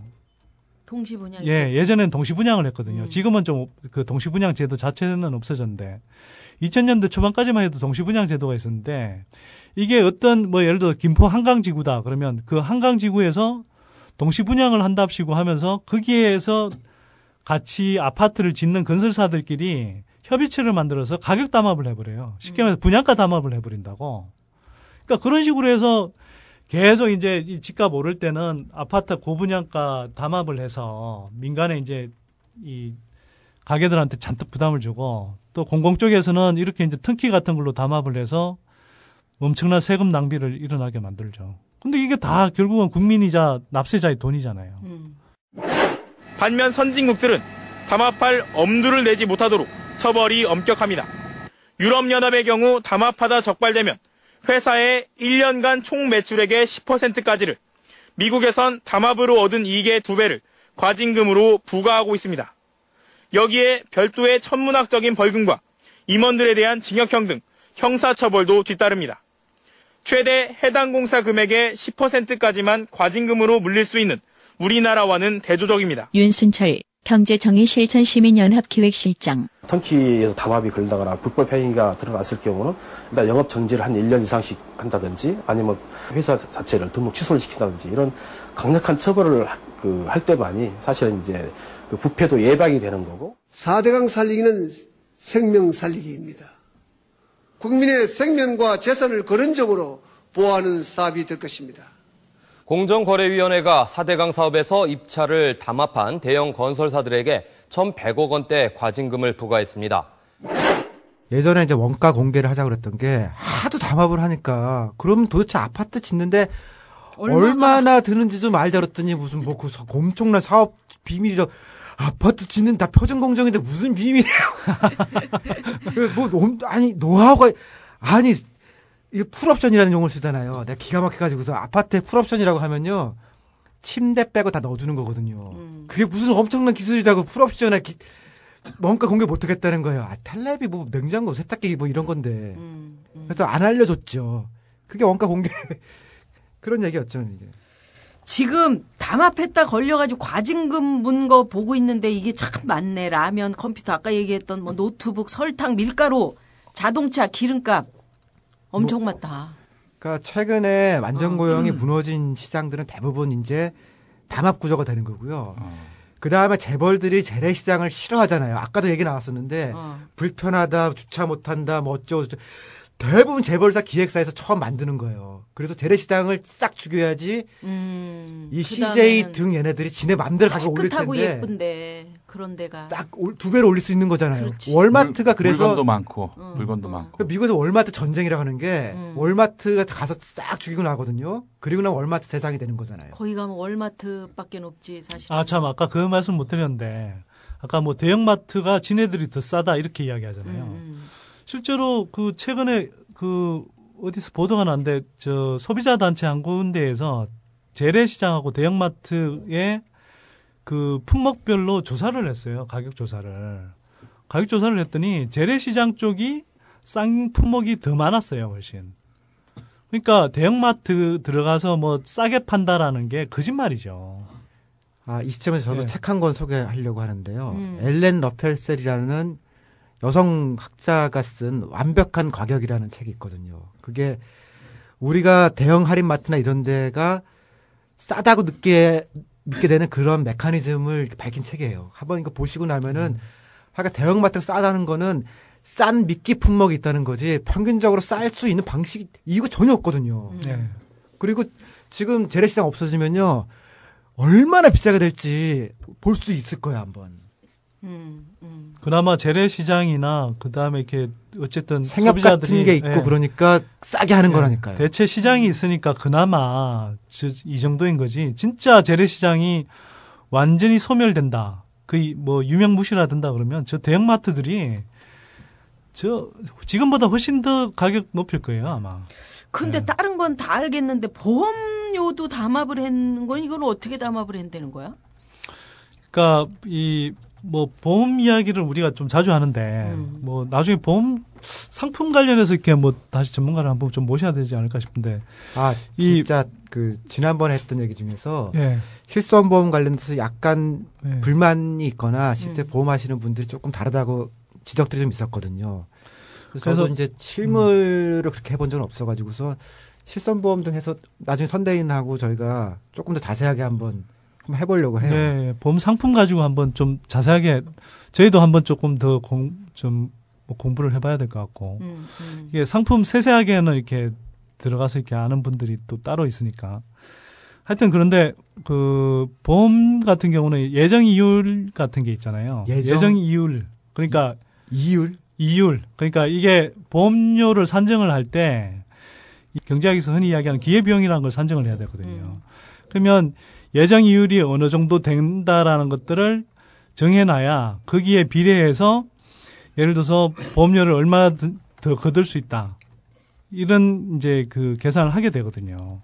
근데 이 예정 이율이라는 것 자체를 보험사들끼리 짜버린 거예요. 그래서 예정 이율을 우리가 한 요 정도로 정하자. 거기에 맞춰서 우리가 보험료를 높이 받자. 뭐 이런 식으로 이제 정해버린 거죠. 그걸 이제 공정에서 담합 사실을 적발해서 이제 이 고발을 한 건데, 그러니까 그런 식으로 보험 한 개, 근데 삼성생명, 교보생명 이런 이제 대형 보험 회사들 16개가 있다고 그러지만 실제로 삼성, 교보, 대한생명이죠, 지금도.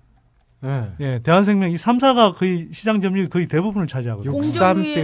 공정위에서 하면은 뭐 벌금을 세게 때리거나 뭐 이런 게 있나? 그게 아니지 또 솜방망이 뭐 이렇게 나오는 이제 거지. 실제로 소비자 피해 입은 거에 굉장히 적은 비중을 이제 때리는데요. 흔히 이제 한국에서 규정이 어떻게 돼 있냐면 관련 매출액의 10%가 최대치로 돼 있어요. 그러니까 이런 담합을 해서 그 관련해서 이 매출이 발생했다. 그러면 그 과징금의 최대 한도가 10%로 이미 딱 정해져 있는 거예요. 근데 실제로 과징금을 매긴 규모를 보면 관련 매출의 10%도 안 때리고 1%도 안 되는 경우들도 많아요. 그러니까 뭐 좀 많이 때렸다 그러면 한 3%, 4% 이렇게 때린 경우도 많고. 뭐 벌금 내고 말지. 근데 한국은 그런데요. 예를 들어서 EU 같은 데는 관련 매출이 아니라 꼭 관련 매출이 아니라 총 매출, 그 업체가 이렇게 이 관련해서 하는 총 매출의 10%를 때리도록 돼 있어요. 한도가. 근데 이게 그러면 엄청나게 커지는 거죠. 남의 일이 아닌 거잖아. 보험 든 사람들 전체적으로 다 피해를 입은 건데 어떻게 보면. 그렇잖아. 그러니까 담합이 있다 했으면. 우리가 지금 쓰는 물건 중에서 그러니까 공공과 관련된 전기, 가스 이런 거를 제외하고 나면은 담합의 여지가 없는 제품 자체가 얼마 없어요. 그러니까 우리 일상이 대부분 그러니까 대자본 위주로 재구성됐거든요, 최근에. 그러니까 커피 뭐 지금 여기 당장 봐요. 여기서 나오는 커피 말고는 지금 우리가 가진 것 중에서 담합이 아닌 물건이 거의 없잖아, 지금. 뭐 어떻게 핸드폰. 얘기를 할 수가 있어? 다 핸드폰 그렇지. 핸드폰 뭐 그럴 수 있지. 옷도 PC도 그렇고 상당히 그럴 거고. 예. 맥킨토시 얘는 컴퓨터. 어쨌거나. 쟤는 또 식탐 가지고서 혼자서. 그러니까 제가 앞부분에서 그 이야기를 했잖아요. 상위 3개사가 시장 점유율, 그러니까 그 상위 3개사가 그 차지하는 시장 점유율이 뭐 2002년에 뭐 한 40 몇 %에서 2009년에 한 50 한 2% 정도로 늘어났다고 그랬잖아요. 그러면 이 상위 3개사가 52% 시장에 우리가 쓰고 먹고 마시고 뭐 쓰는 거에 한 절반 이상을 상위 3개사가 점유하는 걸 우리가 쓰고 있다라는 이야기죠. 요 비율 이발하거나 미장원 갈 때요. 미장원 얼마 주고 가죠? 이발소 선띠는. 저는 뭐 좀 그때 다른데 한 5,000원짜리 하는 경우도 있고요. 어디가 5,000원이 있어요? 동네 이발소. 한 15,000원까지 주고 뭐 깎아보기도 하고 뭐 그렇죠. 저는 보통 한 동네인데도 2만 원에서 3만 원 정도 하더라고요. 일산 갔더니 8,000원에 지금 깎은 건데 지금 이 미장원이요. 이게 아직 안 무너지고 있는 거예요. 그러니까 동네 미장원들이 아직 살아 있으니까 뭐 5만 원, 10만 원 안 가는데 프랑스 쪽에서 들어오려고 몇 번 했었거든요. 근데 이게 아직 독점임으로 들어오진 않았고요. 최근에 이제 삼성에서 들어오려고 해요. 그러니까 이런 거로 들어와서 한두 번 딱 해가지고선 미장원 체인점이 되잖아요. 그래서 동네 미장원이 망하고 나면 그 다음에 가격이 확 올라가거든요. 그러니까 이 정도가 지금 버티고 있는 거지. 우리 일상 속에서 담합의 대상이 아닌 건 별로 없다고 봐야죠. 그 누나가 얼마 전에 법학자 박경신 교수라고 있어요. 지금 방송통신심의위원회 심의위원이기도 하고 이 사람이 진실유포죄라는 책을 썼거든. 네. 그래서 그 진실을 유포해도 이제 죄가 되고 잡혀가는 시대다. 그래서 나 큰일 났네 이제. 책을 써가지고 진실만을 말하는데. 아니 그러니까 책을 써가지고 누나가 거기에 사회를 봤어요. 네. 책 이제 발표를 하신다고 하니까. 거기에 누가 나왔냐면 언소주라고 뭐 얼린 소주가 아니고 언론 소비자 주권연대 거기 그 대표가 나왔어. 근데 이분이 알지 언소주가 어떻게 탄생했는지 조중동에 촛불 집회 막 끝나고 나서 그래 그 광고 실은 거 그렇지 그 제품 안 사겠다라고 이제 그 이분들이 선언을 한 거 아니야? 그래서 지금 대법원에 가 있대, 아직까지. 계속 법으로 싸우고 있는 거야. 근데 뭐냐면, 이제 박경신 교수가 하는 얘기는, 이렇게 소비자가 그 회사의 제품을 안 쓰겠다라고 해도 이게 그냥 죄가 돼버리는. 그래서 지금, 그래도 이게 말이 되냐. 소비자가 그런 권리도 있는 거지. 그 제품은 우리는 안 살 거예요. 안 쓸 거예요. 할 수 있잖아. 근데 그게 너는 죄야. 왜 소비자가 나서가지고 우리 제품에 뭐 안 산다고 그렇게 얘기를 해? 그래서 지금 재판으로 간다는 거지. 정확히 얘기하면 자전거든 끼워 팔기부터 같이 다 따져봐야 되는 거죠. 아니, 그래서 내 얘기는 뭐냐면 이렇게 소비자들이 그 제품에 대해서 우린 안 살 거야 했을 때는 그 죄가 아주 크게 돼서 대법원까지 가는 거는 3년, 4년이 걸린다는 얘기거든. 그렇죠. 굉장한 고통을 받고 있다고 사실은. 근데 나는 이런 뭐 담합 뭐 해서 뭐 적발돼서 과징금 물렸어? 그래서 담합한 금액이 내려갔다라는 뉴스를 본 적이 없다니까. 없어요. 그러니까 이거 휴대폰 어떻게 풀리는 아까 제가 거야? 휴대폰 이야기도 했는데 그게 담합 사실이 적발됐잖아요. 근데 시중 지금도 사러 가보면 휴대폰을 시중에 사러 가보면 담합이 적발되기 전하고 똑같이 팔려요. 그러니까 이거는 완전히 뭐 한번 의례적으로 이렇게 지나가고 그게 솜방망이 처벌을 받으면 어찌 보면 면죄부를 받은 거 비슷하게 또 몇 년 동안 그렇게 가는 식으로. 그러니까 과징금이 나쁜 짓을 해도 된다는 허가비 같이 돼버린 거죠. 그렇지 지금. 돈 냈으니까 나 또 할게. 그래서 근데 이렇게 국내에서 막 독과점 담합을 해서 이렇게 이 소비자 그러니까 소비자 혜택을 착취를 하는 거잖아요. 그래서 혜택 그런 거 아니야. 그냥 내 돈을 가져가는 거라니까. 호주머니 털어가는 거죠. 이걸 어떻게 깨냐 말이지.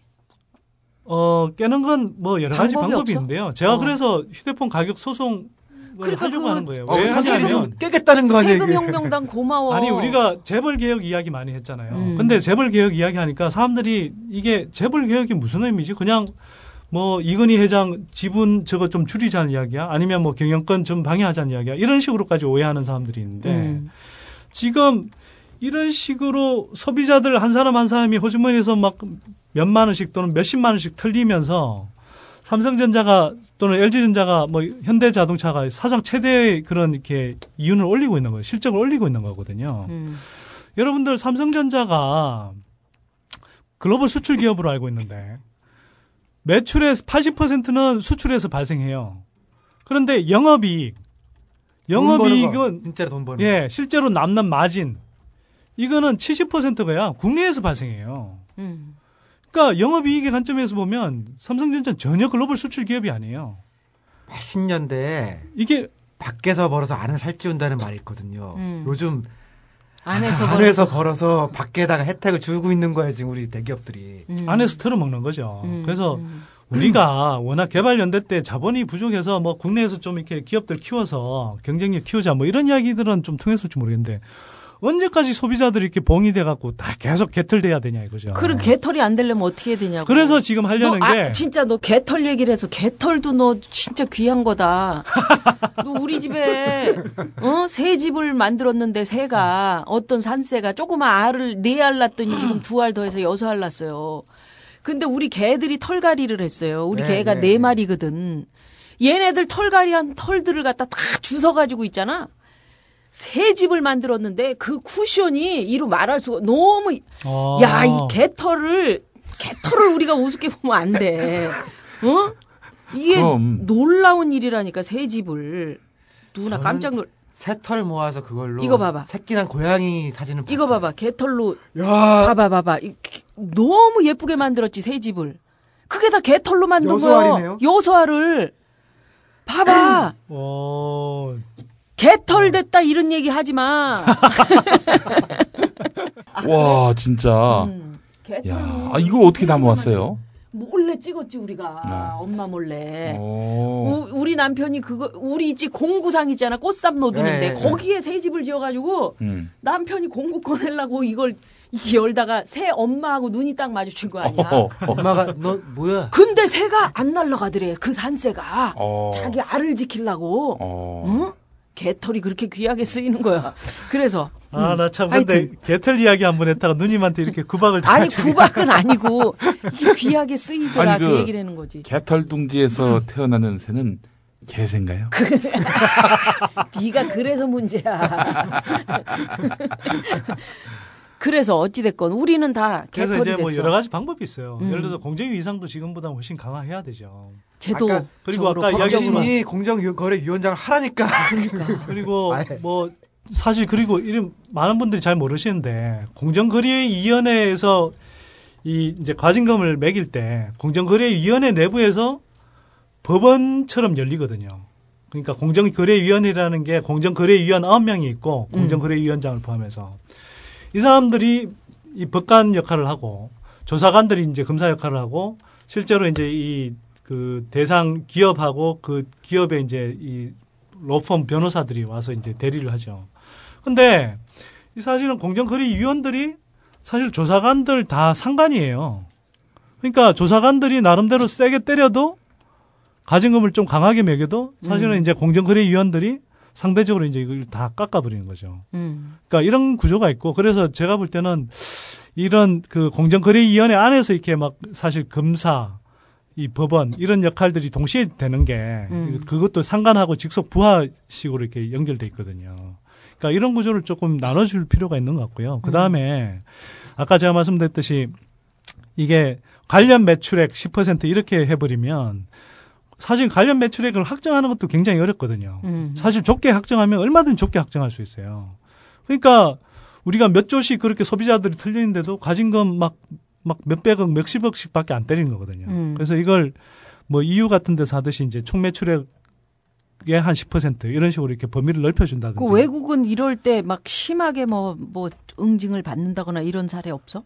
그러니까 담합하거나. 완전히 회사가 망해버릴 정도로 파산해버리잖아요. 외국은? 그렇죠. 미국 같은 경우는 특히 이제 미국 같은 경우는 집단 소송제 같은 게 이제 도입이 돼 있죠.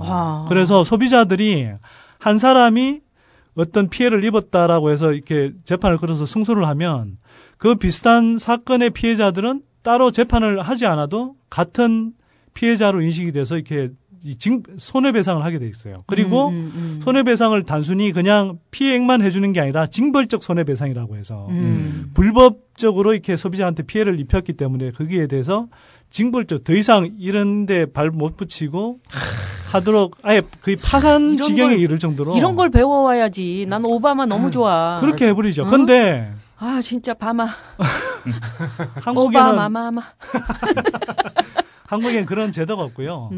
그래서 이제 지금 저희 세금행당하고 몇 분이 이제 좀 뭐 전문가 그룹, 그 다음에 이제 뭐 기획재정위 쪽에 뭐 정치인들 몇 분하고 이렇게 같이 하려고는 하는 게 뭐냐면 이런 식으로 이제 한 사람 한 사람 피해를 당한 그 소송 원고들을 모아서 휴대폰 가격 이제 담합에 대한 소비자 피해를 배상하게 하는 이제 소송을 하는 거예요. 그래서 이건 제가 볼 때 그 물론 이런 소송들이 간간히 있기는 했는데 다 소규모였고 기본적으로는 이 여론화가 안 되다 보니까 기본적으로 법원들이 다 또 삼성 쪽에 편들어 주죠. 삼성이나 재벌 기업들에. 그래서 제 생각에는 이거는 굉장히 대규모 운동으로 가져가서 최대한 많은 사람들이 참여하는 소송 운동으로 갈 때 저는 의미가 있다고 생각하거든요. 그렇지. 또 그런 과정에서 저는 재벌 개혁이라든지 경제 민주화라는 게 어떤 의미가 있느냐. 우리가 그냥 뜬구름 잡듯하게 여겨지는 건데 그게 아니라 내가 하루 종일 들고 사는 이 휴대폰 요즘 하루 종일 들고 사잖아요, 진짜로. 이게 내가 훨씬 싸게 살 수 있는 건데 비싸게 사게 하는 거. 그리고 이 통신요금도 비싸게 내게 만드는 이게 사실은 재벌 독과점 구조거든요. 이게 말이지 사람들이요 이렇게 뭐 예를 들어서 언소주도 우리 같은 시민이고 또 지금 세금혁명당 당원들도 다 시민들이라고요. 그래서 그 NGO 단체에서 뭐 활동하거나 뭐 무슨 뭐가 있다 그러면 가가지고 막 하고 막 하는 사람들하고 저 사람들은 나랑 좀 다른 종류의 사람인가? 어떻게 저렇게 나서지? 하는데 다른 종류의 사람 아니고 한 사람 한 사람이 그렇게 이 뭔가 그 내 권리잖아. 권리를 그렇죠. 찾기 위해서 하는 거 이런 거에는 정말 이제는 많이 달라진 것 같아. 방송을 듣고. 그래서 사실은 공정위 더 손방망이 처벌하죠. 공정위 손방망이 처벌해서 검찰에 고발해도 검찰도 손방망이 처벌하거나 법원 가면 아예 뭐 최종 적으로는 굉장히 하여튼 뭐 형량이 감형되고 뭐 이것도 모자라서 이제 뭐 대통령 특별 사면까지 해버리잖아요. 그러니까 이런 그 담합이 사실 건절되지 않고 계속 반복이 되는 거거든요. 근데 정말 예를 들어서 이런 소송을 대규모로 벌여서 한번 이렇게 우리가 승소를 했다 그러면 소비자 힘으로 정말 이제 재벌들의 독과점 구조를 이렇게 한번 깨고 그래요. 소비자의 권리를 진짜 찾을 수 있는 거죠. 그 이기면은 핸드폰 값이 반값 되는 거예요? 실제로 그럴 수 있죠. 그럴 수 있지. 네. 근데 이제 뭐 하여튼 수고는 우리 선띠리하고 세금혁명당 여러분들이 이제 첫걸음을 띄고 여러분들은 길거리에서 뭐 예를 들어서 뭐 이거 하는데 여러분 뭐 서명 부탁해요. 그거 어려운 거 아니니까 좀 많이 동참해주고 그러니까 또 인터넷으로 저희는 보내고. 길거리 서명보다는 아니 어찌 됐건 그런 일들을 할 때 말이야. 해달라고 그러지. 아니 아이폰도 반값이 될 수 있습니까? 아이폰은 지금 우리가 그 해 미국에서 사는 가격하고 한국에서 사는 가격이 큰 차이는 없어요. 다만 이제 뭐 들어올 때 관세라든지 이렇게 이제 그랩이 근데 이런 건 비용이 있어요. 있기 때문에 좀 우리나라 그런데.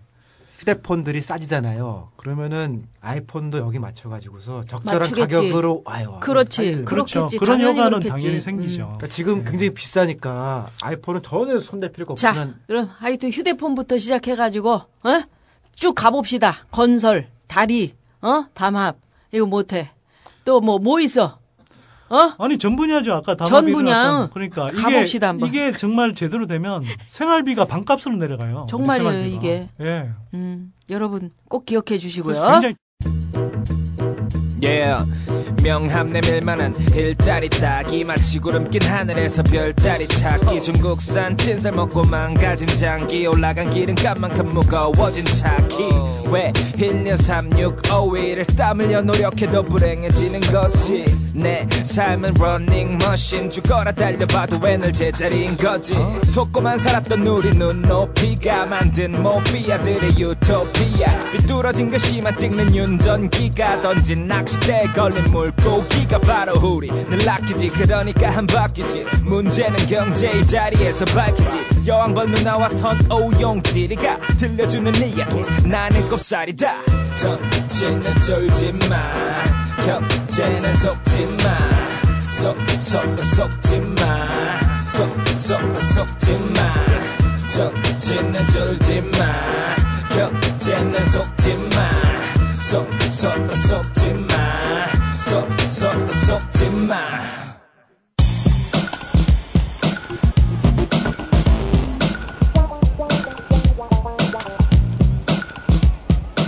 자, 지난 한 주 군소 언론에 실린 기사를 빙자한 소설 중에 최고의 문학성을 가진 작품을 뽑는 낙곱살 문학상 시간인데 지난주부터 띨띨이 중에 수상작으로 뽑히지 못한 그러니까 패자한테 벌칙을 줬어요. 우띠리가 아마 이제 벌칙 때문에 그런 건지 몰라도 기타를 가지고 왔네. 그래서 뭐 미리 준비를 한 것 같고요. 받아본 소감 어때? 지난주에 저 선띠리 책을 선전해 줬는데. 아니 사실 눈이 안 보여가지고서 겨우 읽고 나서 정신이 하나도 없더라고요. 아니, 그래. 다음부터 그런 건 좀 이렇게 굵게 좀 해주세요. 내 진짜 눈이 안 보이는 사람. 그래갖고 너 눈 안 보이는 것 때문에 내가 손경수 오빠 얘기도 하고 목욕탕에서 그 김한국 씨, 이 눈이 안 보여가지고 자꾸 중요 부분을 땡겨가지고 형 왜 이래? 그랬더니 미안해 샴푸통인 줄 알았어. 이거 내가 누나가 해가지고 사람들이 그게 재밌었대요. 그 트위터에 누님 감사합니다. 누님 그게 재밌어갖고 우리 부인이 그걸 들었어요. 그래서 내가 누나 좀 웃기지 그랬더니 어떤 친구가 내가 코미디언인 걸 잊어먹고 아우 누님 개그하셔도 되겠어요. 자 우띠리부터 후보. 예, 오늘은 약간 특별해요. 오늘은 기사가 없는 거에 제가 딱 걸었는데요. 그러니까 작년 11월 23일 날 SBS, CNBC에 어떤 기사가 나왔냐면요. 이거 TV였거든요. CJ 제일제당 우리밀로 빚은 우리밀 왕만두 출시. 이런 기사가 나왔어요. 아주 자상하시죠. 아무리 CJ라도 이게 무슨 만두 출시했다 이게 한국의 경제신문 다 나왔어 이게. 그냥 만두도 아니고 왕만두네. 네, 그래서 표현이 이런 거예요. 우리밀 왕만두는 부드러운 만두피에 두부, 숙주, 부추, 양파 등 다양한 이게 무슨 기사예요. 선전이지. 좀 심하죠, 봐도. 근데 이거를 저희가 다 잘했다고 그랬어요. 왜냐하면 이게 우리밀에 관한 거였거든요. 그러니까 우리밀이 실제로 친환경적으로 되고 겨울에 하기 때문에 약도 많이 안 치고 여러 가지로 의미가 있어요.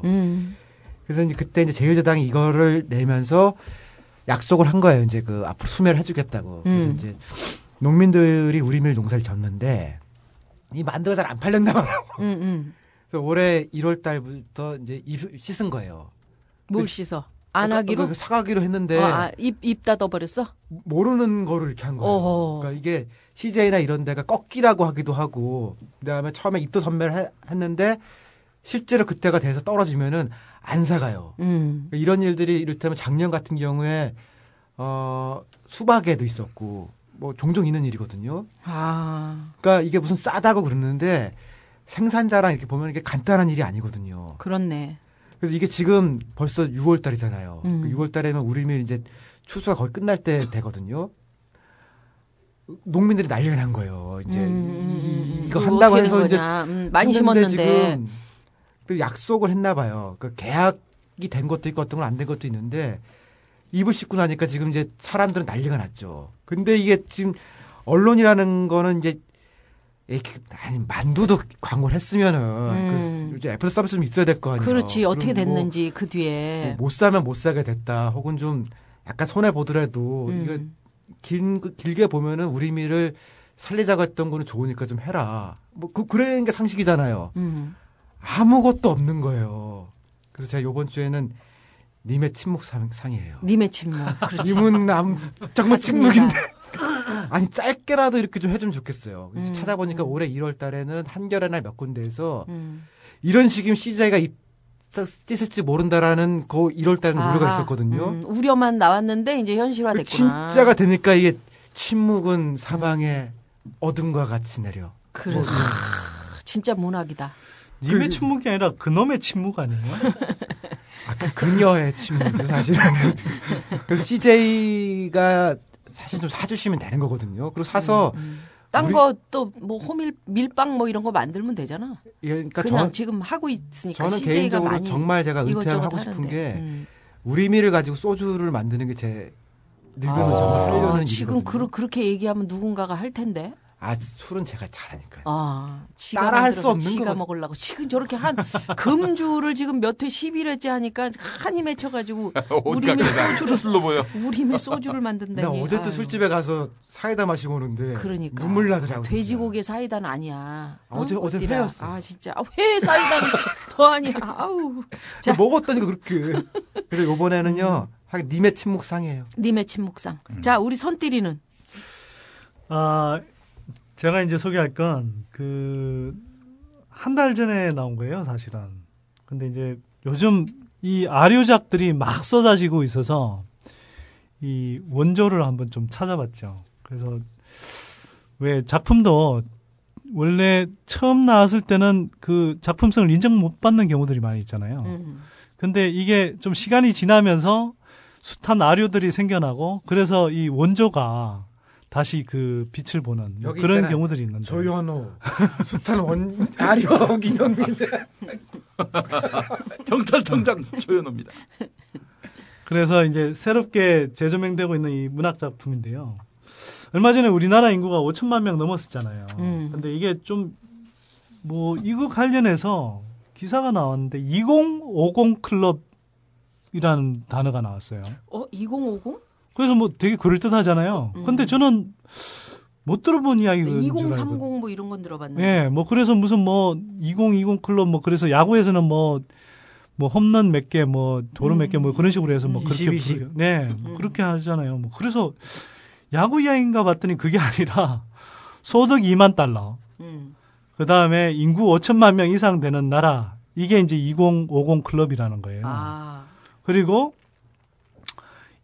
그래서 이 2050 클럽에 들어간 나라가 지금까지 6개의 나라였는데 우리나라가 7번째로 당당해 그 클럽에 가입했다. 갑자기 이런 생각이 들었어요. 우리 소득 2만 달러 넘어서 20 하자마자 50하고로 돌아가고 있잖아요, 지금. 50 그거 아니에요? 전두환 시대. 뭐 그런 식의 문학적 상상력을 발휘하진 않았고요. 근데 하여튼 이 2050 클럽이 6개밖에 안 되는데 7번째 들어갔으니까 세계 7대 이 경제 강국 아니냐. 뭐 이런 식의 이제 헛소리들을 하는 거죠. 근데 이게 처음에는 조선일보에서 처음 나왔는데 이게 계속 퍼지더니 요즘 뭐 다른 언론이나 방송에서 계속 이 용어가 막 되풀이가 되는 거예요. 마치 이게 이제 예. 그렇게 이제 확정된 아주 선진국인 것처럼. 예. 그래서 제가 이게 뭐 나름대로 명색이 경제 전문가라고 하는데 처음 들어본 용어거든요. 경제학자로서. 예. 근데 새로 만들어낸 말이지 뭐. 뭐 신조어라고 하더라도 근데 그게 좀 의미가 있어야 되잖아요. 근데 한번 생각해 보세요. 이게 별게 아니거든요. 인구 5천만이 넘었다는 건데 이건 거꾸로 이야기하면 우리가 굉장히 가파르게 또 인구가 감소하고 있기 때문에 2018년 가면은 5천만 명 이하로 또 떨어질 거거든요. 그러면 그때는 2050 클럽에서 자연스럽게 그냥 떨어지는 거예요. 경제 강국이 됐다가 갑자기 경제 후진국이 되는 거냐고.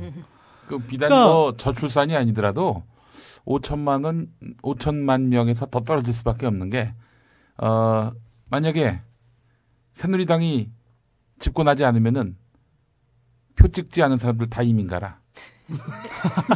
그리고 또 종북은 다 북으로 가라. 이러고 있는 판이니 5천만 지키기 어렵다고. 나는 종북이를 찾아보고 싶어. 종북이. 진짜 종북이 있으면 연락 좀 주세요. 그 하도 요새 뭐 종북 이런 얘기들 많이 나와가지고 이름이 종북인 사람이 있지 않나? 어제 침대 누워가지고 잘라고 그러다가 종북이 한번 만나보고 싶다. 진짜 종북이라고 있지 않을까? 이름이? 있을 수 있죠. 그러니까 이름이 엄청나게. 문학상 발표 좀 합시다. 미안해. 농산물 가공 및 판매업자 이종북 씨가 있네. 그분 한번 보시자. 그분이 94년에 식품위생법 및 대외무역법 위반 혐의로 구속영장. 북한 가서 어떻게? 그래서 문학상. 아니 그리고 또 하나는 우리가 지금 환율이 사실은 원래 정상적인 수준이면 한 2만 8천 불이 돼야 되거든요. 국민소득이. 근데 이 정부 들어와서 이제 환율을 인위적으로 막 떠받쳐 놓으니까 사실 2만 2천 불 정도밖에 안 되는 거예요. 그리고 경제대국이라는 개념으로 보더라도 사실 경제 규모로 볼 때 우리가 노무현 정부 말 때 세계 11위였는데 지금 15위로 떨어졌거든요. 근데 이명박이 747 공약 내세우면서 이야기했던 게 7대 경제 강국이었잖아요. 7사기는 다친다며요. 그러니까 이걸 이제 사실은 거꾸로 갔는데 7대 경제 강국이라는 걸 이런 식으로 짜맞추기 위해서 만들어낸 소설 아닌가 이런 느낌이 딱 드는 거죠. 그래서 참 이걸 보면서 이런 뭐라 그럴까 대담한 문학적인 발상 그다음에 새로운 경제 용어까지 이렇게 만들어내는 이 창조력 뭐 이런 것들을 감안할 때 노벨 문학상과 노벨 경제학상을 동시에 수상할 만한 이 최근에 보기 드문 걸작 아닌가. 그래서 오늘의 낙곱살 문학상은 이거라고 저는 자신 있게 주장합니다. 노벨 경제학상은 내가 시도를 한다니까. 자, 그래서 오늘 그 수상작은 말이죠. 누나가 결정하겠습니다. 이게 말이지. 선띠리 작품이 이게 참 좋아. 한 달 전에 나온 작품인데 이렇게 이제 새롭게 재조명이 돼서 이 참 그 아주 문제의식도 있고. 잘 팔려요. 베스트셀러예요 요즘. 이게 하는데 난 사실 우띠리 걸 뽑고 싶거든. 이게 이제 왜냐면 이제 그 님의 침묵을 능가하는 요 부분에서 이게 님의 침묵상 짧게라도 뉴스 후를 해달라는 거 아니야. 이게 참 좋은데 우띠리가 오늘 실수한 게 있어요. 뭐요? 키타를 갖고 왔기 때문에 너는 벌칙을 받아야 돼. 우띠리한테 문학상 줍니다. 박수.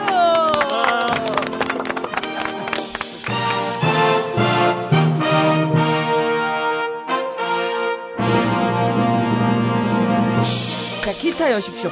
벌칙은 누나가 정해줍니다. 그냥 사실은 여기 벌칙 써 있는 거 이렇게 해놓은 건데 필요 없고 그냥 누나 맘대로 노래 좀 들어보다가 너무 못하면 그냥 저기 용띠라 편집해버려. 예.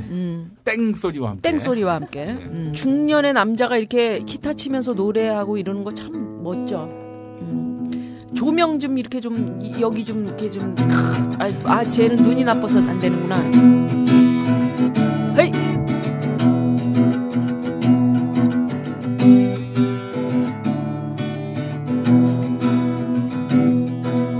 너는 밤의 가운데 서 있어 아직 앞도 보이지 않아. 어디로 가야 하나 어디에 있을까 불러봐도 소용없겠지. 인생이란 강물이를 끝없이 부처처럼 떠다니다가 그저 왔다 갔다 시계추와 같이 매일매일 흔들리겠지. 일어나 일어나 다시 한번 해보는 거야. 일어나 일어나 봄의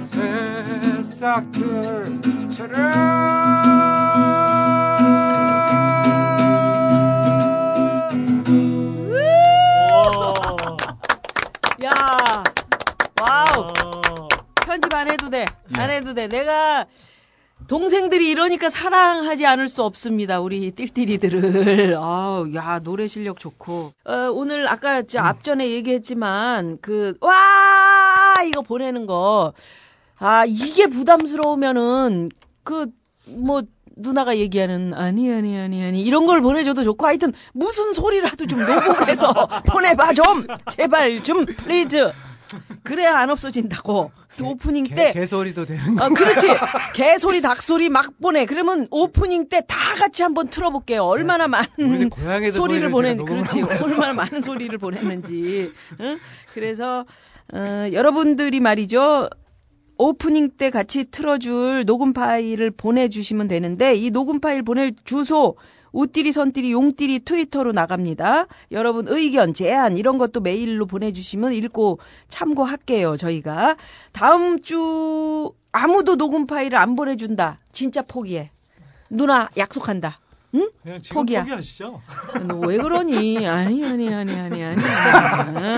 자, 오늘 누나는 말이죠. 아까 얘기 잠깐 했습니다마는 1800년대 말에 미국에서 독점 금지법을 제출한 상원 의원 중에 존 셔먼이라고 있어. 네, 셔먼 액트라고. 친구는 아니고? 친구지. 우리 할아버지 친구.